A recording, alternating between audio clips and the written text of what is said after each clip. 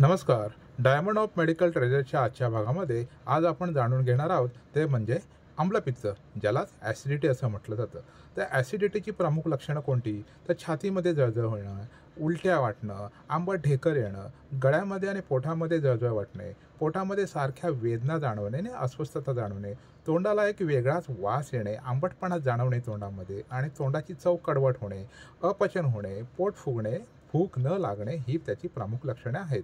त्या ॲसिडिटीची प्रमुख कारणे कोणती? आंबट, तिखट, थंड पदार्थ जास्त प्रमाणात खाणे, जंक फूड, फास्ट फूड जास्त प्रमाणात खाणे, चहा, कॉफी, मद्यपान यांचे अत्यधिक सेवन करणे, मानसिक ताणतणाव, अत्यधिक प्रमाणात पेन किलर, अँटिबायोटिकसारख्या गोळ्यांचे सेवन करणे ही ॲसिडिटीची प्रमुख कारणे आहेत.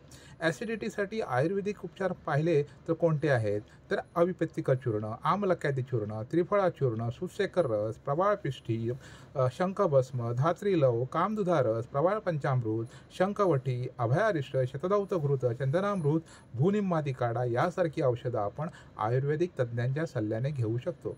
पंचकर्मामध्ये आपण पाहायचं म्हटलं तर विरेचन हे एक पंचकर्म करू शकतो, कारण ह्यामध्ये पित्ताची दृष्टी असते. ते पित्त निघून जाण्यासाठी विरेचन हे एक सर्वसमावेशक असं पंचकर्म आहे. दैनंदिन आहार विहारामध्ये आपण आंबट, तिखट, खारट पदार्थ वर्ज्य करायला पाहिजे.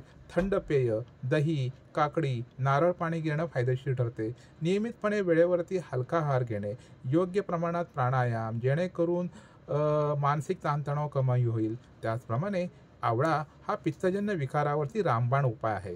त्यामुळे ॲसिडिटी कमी होते. म्हणून रोज एक आवळा सकाळी उपाशीपोटी खाल्ल्याने ॲसिडिटी कमी होण्यास मदत होते. नियमित पुरेशी 7 ते 8 तास झोप घेणे, ज्यामुळे शरीरात पित्त वाढणार नाही, परिणामी ॲसिडिटी आटोक्यात राहील.